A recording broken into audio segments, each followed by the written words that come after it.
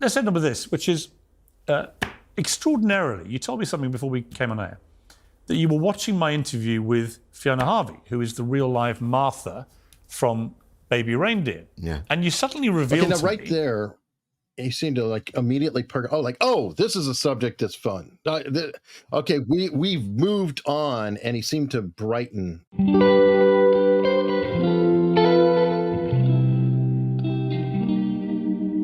All right, we are back again with Gavin Stone. How are you doing today, Gavin? A lot better than yesterday, thank you. Oh, well, it's always a good day. And, well, Gavin, today we are going to be covering, again, somebody involved with Baby Reindeer and Fiona Harvey. Now, who is Fiona Harvey, you say?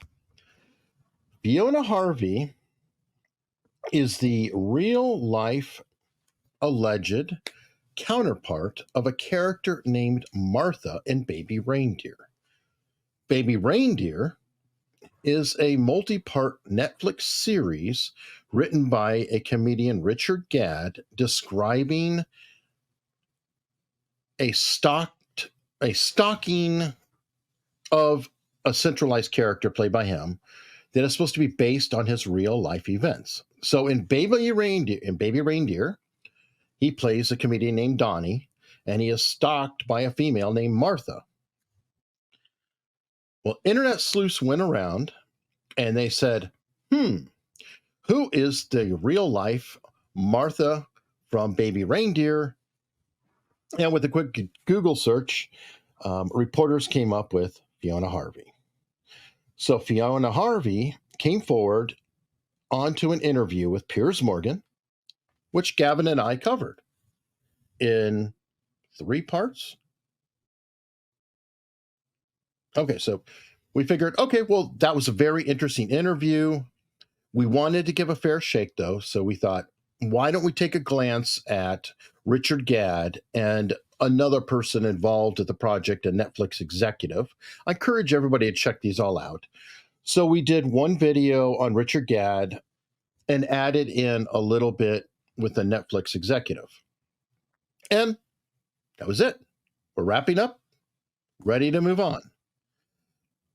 Except that didn't happen. Another person came forward by the name of Laura Ray, and she also appeared on Piers Morgan, and she claimed to be also a victim of stalking, and she named Fiona Harvey directly. So Gavin and I analyzed her statement over 2 videos. Okay, so we're done now. We have Fiona Harvey, Richard Gadd, Netflix executive, Laura Ray. Also did a little more on the Netflix executive with Laura Ray. So we're done. We're not going to do anything until this goes to trial because Fiona Harvey is suing Netflix for defamation. So, when something comes around again, we're done.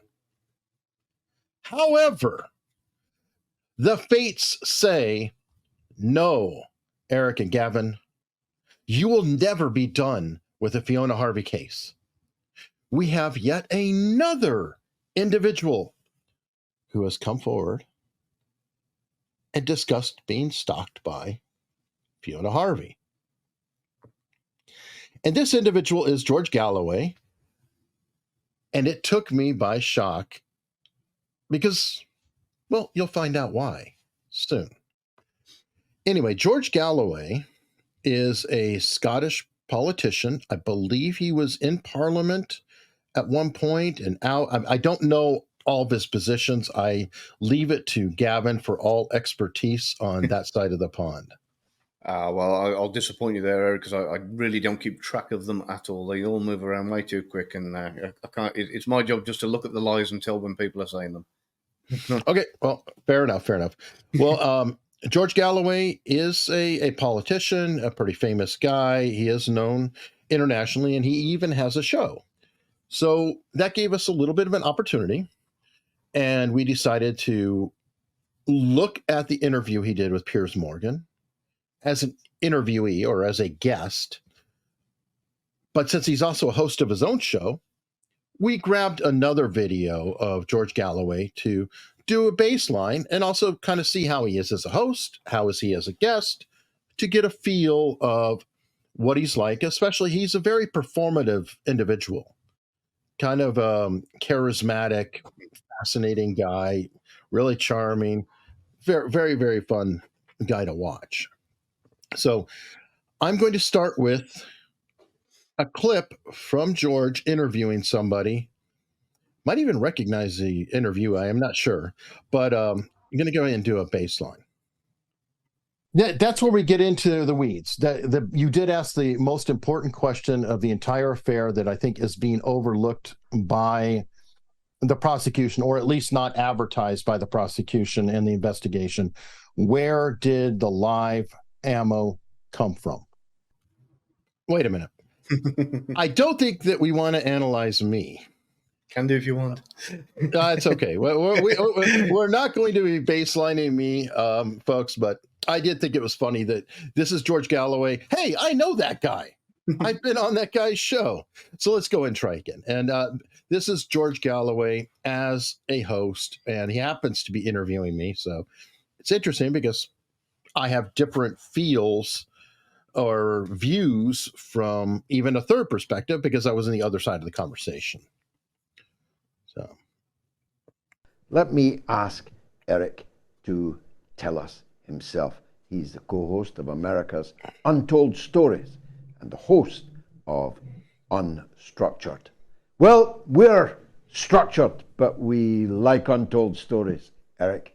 So thanks for... Can I say I just love how he says Eric Hunley, unstructured, untold. I love that accent. I find it just so charming. Scottish, that's the Dundee accent, I believe, in Scotland. So if anybody can correct me or confirm whether I'm right or wrong there, I'm pretty certain it's Dundee. Well, whatever it is, I love it because it's very clear, very understandable, and yet it has a ton of personality. Mm-hmm. Like, I've heard a lot of Scottish speakers online, and I have to kind of say again, Yorkshire too, or Yorkshire too. It seems like some accents, when speaking rapidly, I'm like, say again. But his is very clear, very understandable. It just sounds neat. Mm-hmm. Joining us. Tell us where you fit into this story, as well as describing to those who may not know, this is a global audience, what actually happened that fateful day. So what we've got with the very start of that, you'll see that his hands are clasped like this as he starts talking.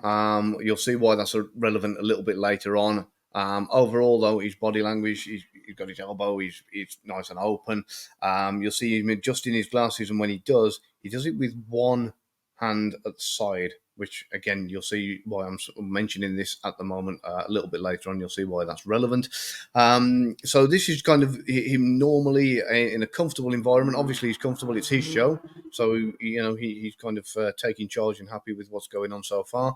And everything's nice and open. You will also notice when he starts the introductions with this, he's looking down like this as he's talking, but it's very subtle. And that's probably because that's where he's got his notes. So, I'm very much the same. I've got my notes here. I've got Post-it notes all around my screen and different signs reminding me to do different things all over the place. So as you can imagine, he's double checking his facts before he's saying anything. So that kind of downward glance, that's not an emotional, that's not an eye accessing cue. I'm pretty damn certain that there will be some notes in front of him there that he's kind of reading off and double checking as he's talking. Makes sense. I do want to. I want to push back on one little thing. Like, believe it or not, when I'm doing hosting, like I am right now, I'm actually nervous. So even though it's my show, I am hyper focused on. I don't want to screw something up. I don't want you to look bad, Gavin. I don't want the audience to feel bad. So there is a lot going on in my head. I definitely wanted to cover that because sometimes, honestly, when I'm in an interview and I'm being interviewed, I'm just kind of like, Yeah, go, ask me, whatever. Just ask me. I kind of find it relaxing because I could just sit there and say, yeah, well, okay, yeah, I started the channel, I don't know, 8 years ago, 4 years ago, whatever, and just answer the questions as they are. Yeah. So it's a weird scenario, and not everybody understands that unless they host. Yeah, no, I do get that. But yeah, because I mean, I obviously, as you know, you've helped set me up with my own channel, so I do the hosting as well. But a lot of the time when I kind of do it, I just have a conversation with the guest, as it were. So I tend to forget the cameras on and think of it just as a video call. But obviously, from your perspective, it's good to know that pushback is there. Maybe he does have the same apprehension and the same kind of mindset. But we know that he's not in a kind of threatening or an environment that he's not uncomfortable. But yeah, either way, it gives us a good baseline for him and kind of a good starting point. Okay, perfect. Now let's go to, this is another video from the same baseline interview. Mm-hmm. Well, I was just about to say that the kind of stuff that you find lying around in the Situation Room in the White House. What has this done for Alec Baldwin? Will he ever work again? How damaging has it all been for him? By the way, insider tip, in case people don't know, the stuff he's talking about inside of the Situation Room in the White House is something that a young presidential son, or middle-aged presidential son, may have misplaced. We'll just leave it at that. Yeah. White powder that some call snow. Put a little bit of party powder. So yeah, the reason I put that clip in, or asked for that clip, is more to show the vocabulary side of it, so we can get into the rhythm of how he talks again when he's comfortable or in this kind of situation. You can see he's not somebody who just blurs his words out. He's very selective with every word he says. There's no ums, ers, no stutters, none of that. He thinks about what he says before he says it, presents it, and that's how it's delivered. I like that. That's the kind of style that you like. I need to learn to do that more. It's almost speechifying. Mm-hmm. He delivers like it's a speech, even when talking to me. I could see him on a pulpit saying, but do we, have we, how is, etc. Mm-hmm. So yeah, so that was a nice little sample. And again, we've got that downright glance, which again, there's probably a lot going on in the studio. So I'm not going to read too deeply into that at the moment, because that's normally an emotional accessing cue, down and right. But I think, again, and I don't know why, I just get the impression that there's something going on in the studio that's caught his attention there for a second, because it didn't marry up with anything else. Well, and to help with that too, if you look at me, you'll notice I'm looking like this all the time. And I believe, it's been about a year. I believe that I was looking at the top bar, and there's like a producer and there's other information up there that I was looking at. And my monitor at the time was a very tall monitor. So I think that's what was happening, is I had a camera, pushed down so I could look at the camera. But when I was looking up at the screen, it was causing me to look above the camera. So it's kind of similar, I think, with the note thing. I wasn't going all the time. Sometimes I did go, like I started to cover this, so I might have done a more exaggerated personally, but in general, I was almost always looking upward. So like his notes, I'm looking there. Sometimes the physics of the setup can definitely cause issues. All right, so we've got this last clip, original interview. Well, I'm unfortunately old enough to have seen the Kent State massacre in real time. And there were plenty of intentional shooting of live bullets in that. Eric, thanks for joining us on the mother of all talk shows. It's your first time. I hope it isn't your last. It's been fascinating talking to you. Okay, so Yeah, again, there you can see. Sorry, Eric stepped over you there. Hands clasped again. So this is just to demonstrate. You can see that's like a comfortable and normal position for him. So whereas some people might see things like arms folded or in front of the body as being defensive, in this situation, very normal for him. Again, eyes all over the place, but there was nothing that indicated that the eye accessing cues were to do with a memory or a question or anything like that. It was just what's going on around him. It's very different. If I ask you something and you go and you look a particular way before you answer, that's very different to being in the middle of a sentence and something catches your eye over there.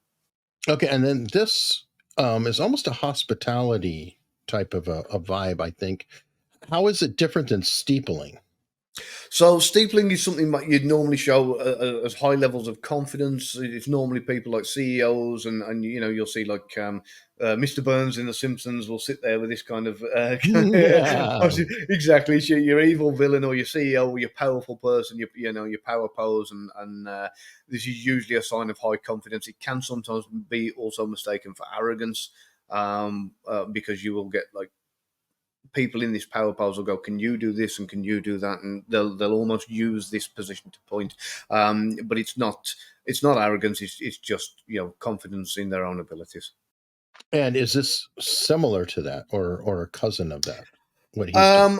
So when you've got your fingers interlaced, it's generally a little bit more protective, but it's almost like a praying and a kind of like a welcoming gesture. If you ask somebody please, or you say to somebody, oh, you're welcome anytime, it's that kind of embracing gesture, as it were.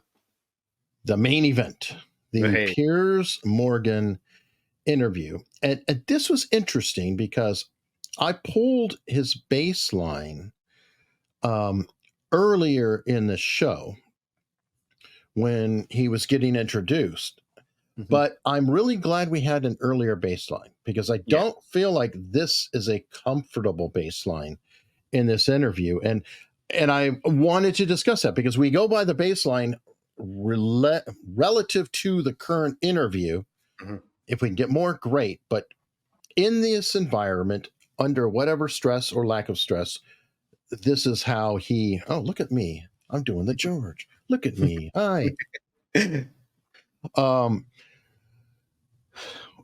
We want to compare to that. So here's the opening, and yeah, George, good to see you. Pleasure. Been a while. Glad we're both still here. The old survivors. Yes. Look, you and I have locked horns many times about many different things. Sure. In all the time that you've debated issues, have you ever come across one more divisive than Israel-Palestine? Probably not. Particularly in the last 8 months. Yeah, I mean, probably not. There have been others. I mean, I was plastered on the front page of The Sun in 1990 for meeting Jerry Adams and Martin McGuinness under the 42-point bold headline traitor. That was hot at the time, but who now would say that it was not right to have met and talked and brought in from the cold the leaders of what was an armed struggle within our own country. Jaw is definitely better than war. There are others. Russia, for example, is a divisive, controversial one.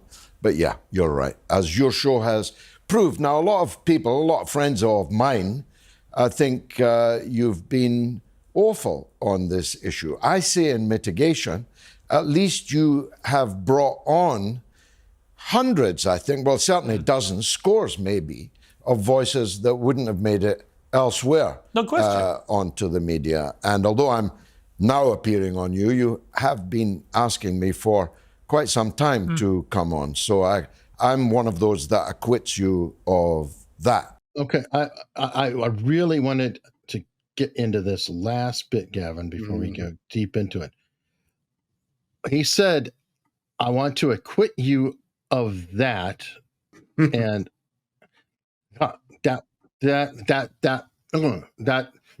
that's like clean bad taste out of a mouth. What? Yeah, that's pretty much exactly what it is. He's kind of his actions are defying his words there just a little bit with that. Maybe he means it partly, but maybe there's still a little bit of. I mean, you heard Piers say at the beginning that they'd locked horns a few times. Maybe there is still a little bit of a tiny little bit of bad blood or a little bit of resentment there. And that's what I felt with this intro, is not like they dislike each other, but he was on guard. I felt like George in this interview was on guard and he's ready to battle. I mean, like he's geared up, ready to lock horns. It felt every way. Now, very respectful, very polite, or whatever, but knowing that this is going to get contentious, it felt like he was spoiling slightly. Am I wrong? No, yeah, you're spot on, Eric. You can tell that they've definitely had opposing views in the past. You can see that he's kind of poised, ready to come back. He doesn't want to be caught off guard. He knows Piers Morgan's very sharp, and will have points ready to throw at him. So you can see he's got his ammo ready to fire. Overall, though, he's got his hands are in his lap, so he's not overly protective. He's got them down nice and relaxed position. His wording's still the same. There's nothing showing major levels of discomfort, just the fact that he's slightly on guard. True. Now, speaking of discomfort, in this too, when he made that comment to Piers did a little bit of a jolt, very, very subtle, but like when he said, "You've been awful," or something like that. When he said, some of my counterparts or peers or whatever said that you were awful, or some variant of that, Piers was just very subtly, it looked like he was taken aback. Did you see that or no? I've seen that kind of thing. One of the best examples ever was we were loading the lorry on this one occasion. I can't tell you why I'm all mixed up in this great big mess, but these guys were loading a lorry, and as they're loading the lorry, that's a truck to you Americans. Truck, a semi, and they were putting these boxes on the back of the truck, and the one looked at the other and he says, "I don't think we're going to get much more on." And the boss looked at him, "Who are you calling a moron?"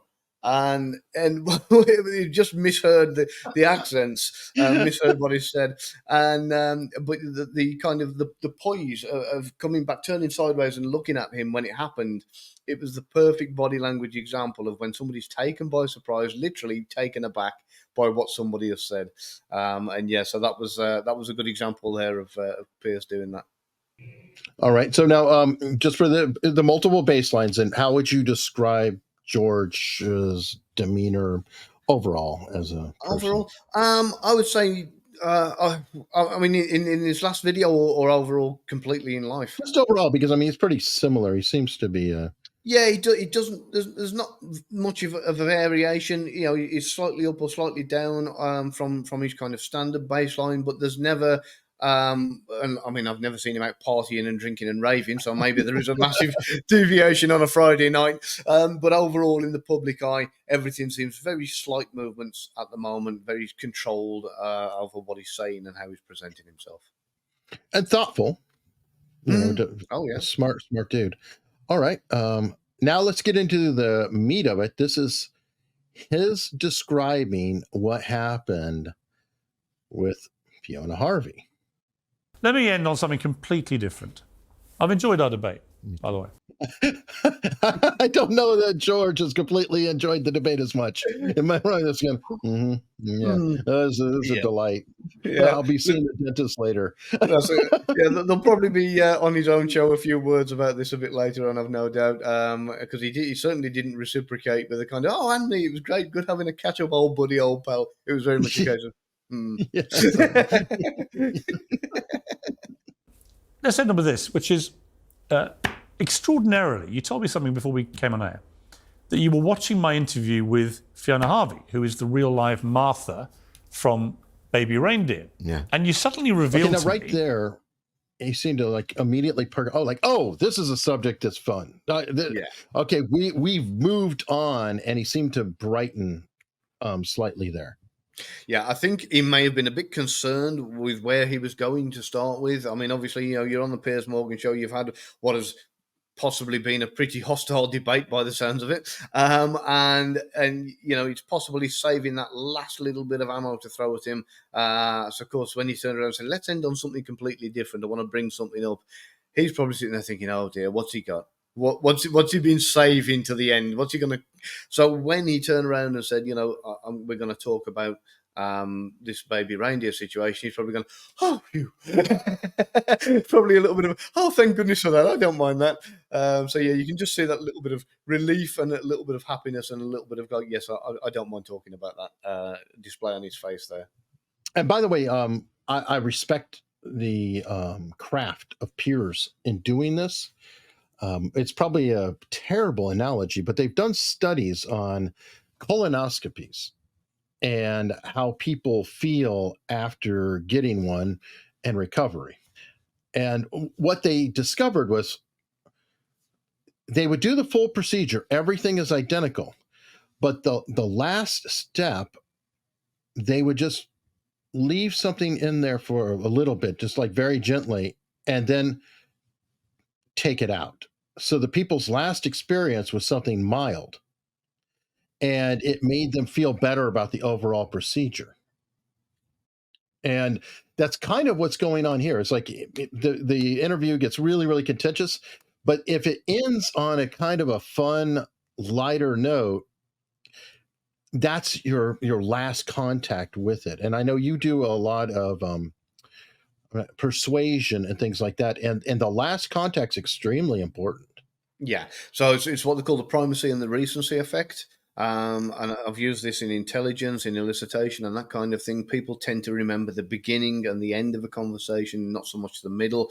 So if you start something one way, if you in my instance, if you're eliciting information, then in the middle is roughly where you want to get the intelligence you're after.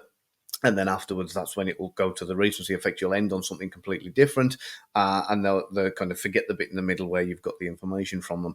This is pretty much the same by the looks of it as what Piers Morgan's doing here. He's ending on this. So the last memory, the first memory of being on there is like, yeah, we started off, we kicked off pretty well. The last memory is kind of, yep, we had this laugh about Fiona Harvey. So great little bit of tactic there by Piers. Well done. That you had a problem with her in your life. Tell me about it. I saw her sitting in this chair. I was riveted by your interview, which, by the way, was a master class. Morgan at his best. Thank you. It took me right back to the 1980s when stalking was up close and personal, because there was no emails, there was no texting. Now he visualizes down and to the right, correct? Because he said, I'm sitting there watching, and it appeared to me that he was literally going into his mind, watching the program in his mind again while he was telling Piers that he was watching. That's right, yeah. So you'll see here the eye contact that is normally given has changed completely because he is accessing those memories. He is going back, he is reliving it, he is thinking about it. This is very different. There's no notes there. He's not trying to look at anything or compose a show or anything else. He's actually going back to thinking about those memories and what happened.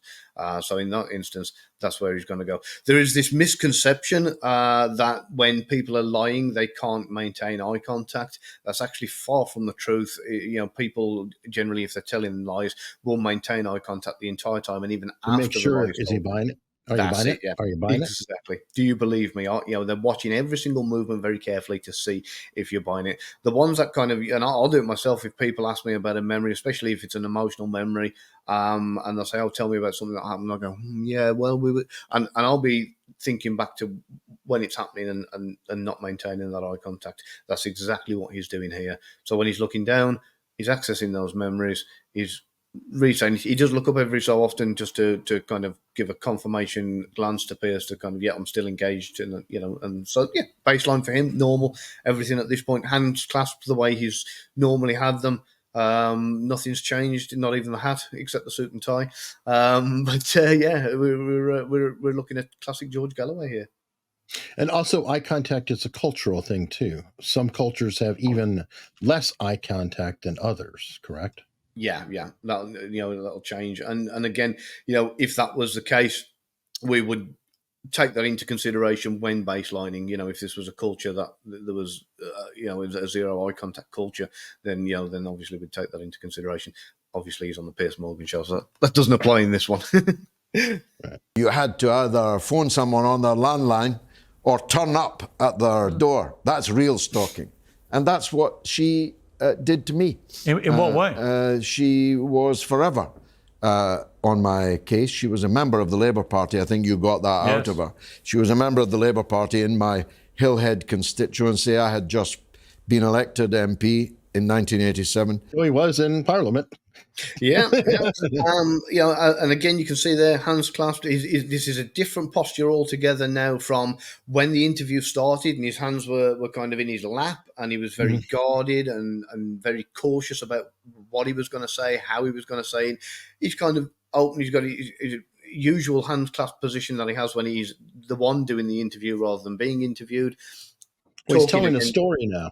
Exactly. So, and the beauty of this is, you and I know we grew up in the same kind of era. I was born in the 70s, grew up in the 80s and 90s. It's absolutely fantastic because there's absolutely zero evidence of all the things that we got up to. True.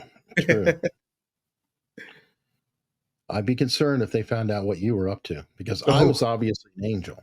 Yeah, you and a few others. In 1987, defeating Roy Jenkins.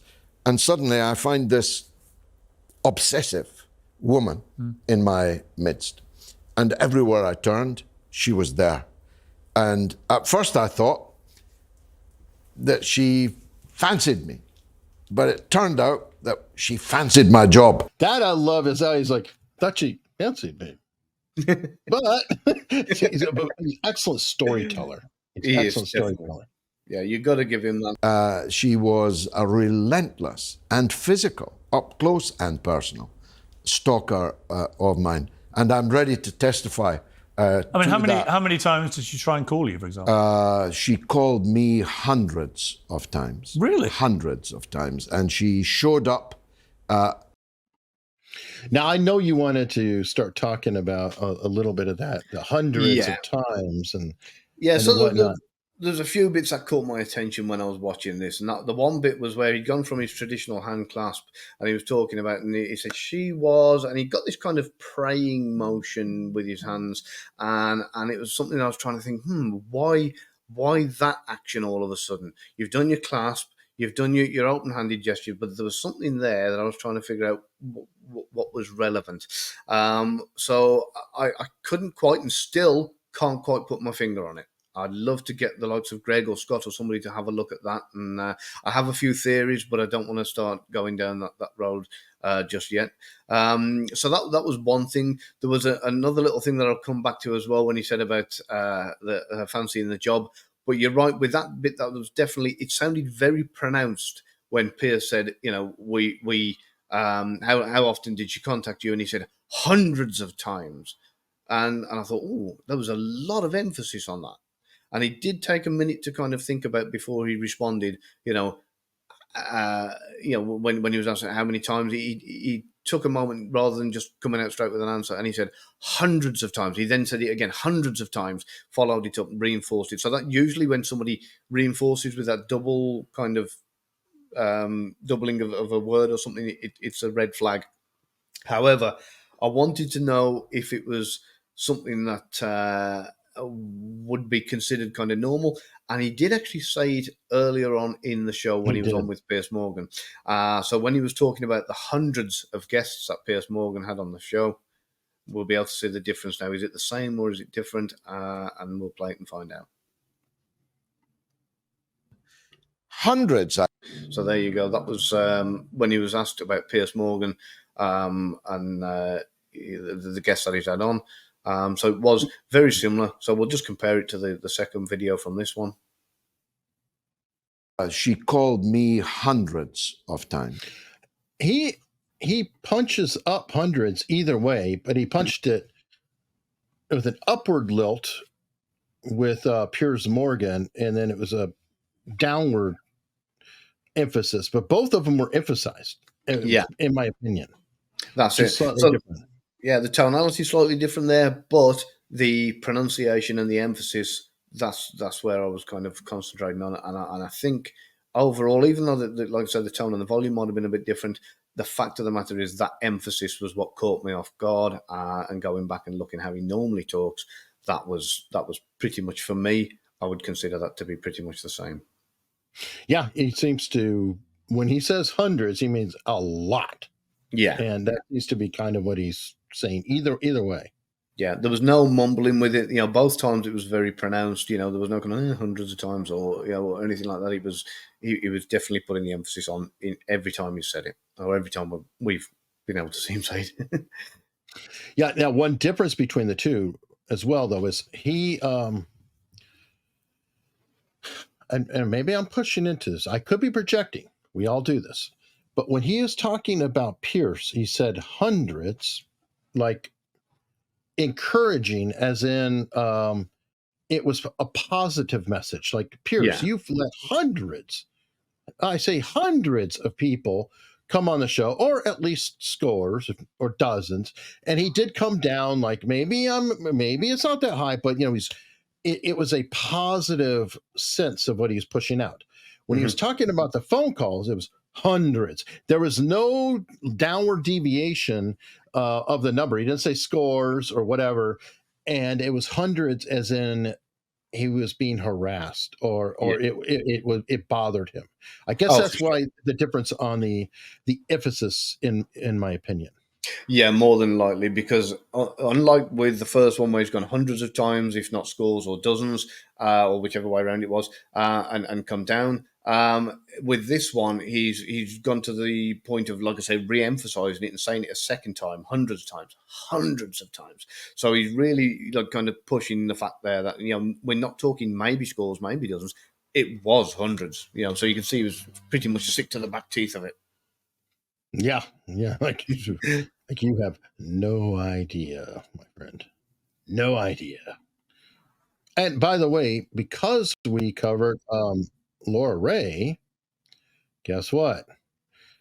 This is very, very, very plausible because Laura Ray described going into work every morning and the answering machine tape would be full, which, I mean, how many calls does it fill? I don't know how long her tape was. Was it 30 minutes? Was it 60 minutes? I don't know.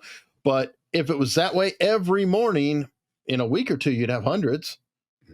Yeah, potentially. So there seems to be a pattern and consistency between his statements and, at least another guest who he actually knows, we'll come to find out.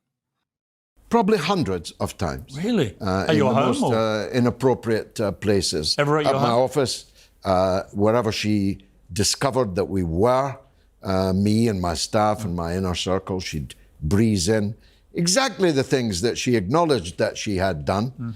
I mean, turns out that Netflix said she had done and been certain things, places that she hadn't.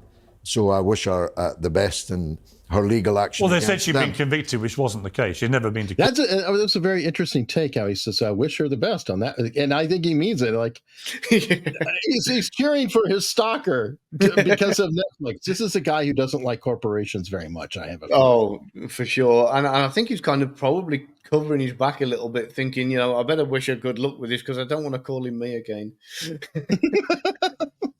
Good point. Never been to court by the look of it. Yeah. But you also knew the Scottish lawyer and her MP husband. Yes. Laura Ray. Laura Ray, who was a distinguished lawyer and the wife of a friend of mine, a good friend of mine, God rest his soul, Jimmy Ray MP, W-R-A-Y. She quite fancied Jimmy's job too. I mean, she was... He seems to be very specifically focused on detail. Why did he say W-R-A-Y? It's like he wants to be very clear and concise in his communication. Yeah, and I'll admit that actually caught me for a minute when I first heard it, because when he said Ray MP, W-R-A-Y, and I thought, right, I know what an MP is. What's a W-R? And then, he's spelling the name. It took me a fraction of a second. I was trying to think, what do they stand for? This is something that, again, when people are maybe embellishing a little, can tend to push details that they know can be confirmed, because, like we said earlier, you know, at our age, we kind of grew up in a world where there's no evidence of anything. The only ththing you've got is somebody else's word that it happened, or the memories. If you're lucky, you might have a bit of cine camera footage or a photograph somewhere. But for most people, you know, there's no record of anything. So, you know, with that in mind, maybe there is a little bit of over embellishment, but I'm not seeing anything to indicate that, other than the fact that he is very kind of picky with the details and what he's delivering here. He's moved off Fiona and talked about you know, things that can be confirmed. I will also say that obviously this was never originally meant to be part of the Piers Morgan show. This was something that was mentioned backstage before recording, in casual conversation. So he's not had time to think about this script, or you know, or anything else. Probably wasn't expecting to talk about it again, especially not right at the end of the show. So you can kind of understand him kind of wanting to fill some gaps and thinking, well, I don't know how far we're going to go with this. Did you talk to Jimmy about her? Yeah, and I've talked to Laura Really? about her, and since your interview with her. So it was, on one level, chilling, another level, hilarious, to see that face and to hear that voice again. Did she ever threaten you? No, but she... Did you fear she might harm you? Yeah, I think when someone's obsessive, you're always afraid that that obsession might take a sudden twist, and a potentially dangerous twist, but she never did harm me or threaten to harm me. And he's very clear about no threat, which we talked about before with Laura, that Laura also was very specific and detailed. Like, she would not exaggerate any point, if I recall. And right there, I think that what he did was similar in the whole, you never know what could happen, but no, she did not. That kind of clears up what we were talking about just when I was saying, you know, there is room for embellishment. And I think that when we were talking about the details, I think he was just filling airtime more so than trying to embellish. Because if he was going to embellish, that would have been the point when he would have done it. You know, if Piers had said, you know, did she ever harm you or threaten to harm you, he could have gone any number of ways. Yeah, exactly. There's so many different ways you can go. Being a politician, I'm sure he knows better than I do. You know, where he can go with this, and how many things he can say, and how he could kind of say, oh, well, you know, even though nothing happened, we were all constantly living in fear, or whatever the case may be. So because of the fact that he said, no, you know, obviously we were worried that it could happen, but, you know, it never actually happened. And that was great. You know, I did like that, because it just clears up that kind of transparency. And I also love how he describes it as both hilarious and frightening. So he always says the counterpoint, like it's, yeah, he was nervous at the time. I don't know how to explain it. It's almost like that whole, you're walking along and a cat jumps on the trash can and you're spooked, but then you look and it's the cat and you're like, oh, okay. And I kind of wonder if it was a similar situation there, where he was really genuinely freaked out, but as he thinks back on it, he's like, she's kind of a troll, kind of a nuisance. You know, so I'm not sure, but it's an interesting juxtaposition. Yeah, definitely. I'd say what you've said there is pretty much a fair assessment of you know, how he's probably felt when he's seen her on the television in that interview and gone, I know her. I think, you know, and then kind of laughed it up and go, oh, that brings back memories. So, you know, so yeah, you can kind of understand with where he's coming from with that. She was just in my life when I didn't want her to be. When was the last time you heard from her? The last time I saw her would be around the early 1990s, and I hadn't seen her again until I saw her on your show. So 30 years. Yeah. It's been 30 years since he has seen her, ideally. So, and of course, with all that time and distance, obviously nothing happened for 30 years. And wow, I always remember, and I'm sure that did lessen the impact too. It's like, now it's almost a novelty, as you said. Oh yeah, yeah. I mean, I got things in my past that happened like kind of 30 years ago, which at the time I was probably nail-bitingly terrified of, and now I'd just be in a completely different mindset and laughing at it. So you can kind of understand exactly, how distanced from it he's become. I didn't, of course, at that point know that she was the person being alleged to be the baby reindeer. Although I had watched Baby Reindeer, but I had no idea. That was something that stood out to me because Laura Ray, and remember, these are different points of time. Yeah. Laura Ray was like, it looked just like her. Her expressions, her attitude, everything. I don't think Fiona looked the same during the George Galloway years. No, yeah, that's probably a fair assumption. We are talking 30 years ago.